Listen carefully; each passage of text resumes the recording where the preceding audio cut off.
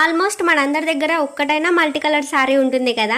So నా దగ్గర ఉన్న మల్టీ కలర్ శారీకి నేనైతే ఇలా టాజిల్స్ వేసాను. థ్రెడ్స్ అన్నింటినీ ఒక్క దగ్గర పట్టేసుకొని నోట్బుక్ కి చుట్టేసుకొని ఇలా తీసుకోవాలి. వీటిని మనం కట్ చేసుకోవాలన్నమాట. నేను ఒక 3 ఇంచెస్ వరకు కట్ చేసుకొని వీటిని అయితే నాట్స్ వేసేసాను. నాట్స్ వేసుకుంటే దారాలు జారిపోకుండా ఉంటాయి. నెక్స్ట్ నా దగ్గర ఉన్న జరీ థ్రెడ్ తో ఇలా అయితే కవర్ చేశాను. ఇప్పుడు థ్రెడ్ అండ్ నీడిల్ ని తీసుకొని ఇలా అయితే పళ్ళు ఎడ్జ్ కి స్టిచ్ చేసేసుకోవాలన్నమాట. స్టిచ్ వేసుకునేటప్పుడు బీట్స్ అనేవి నార్మల్ గా యాడ్ చేయకుండా నేను ఇలా సైడ్స్ కి యాడ్ చేశాను. వీటి వల్ల లుక్ అనేది చాలా ఎలివేట్ అయింది. ఈ విధంగా బీట్స్ ని యాడ్ చేసుకొని మనం స్టిచ్ వేసేసుకుంటే మన టాజిల్ అనేది రెడీ అయిపోయినట్టే. ఈ విధంగానే అన్ని టాజిల్స్ ని కూడా రెడీ చేసేసుకుంటే మన టాజిల్స్ అనేవి కంప్లీట్ అయిపోతాయి.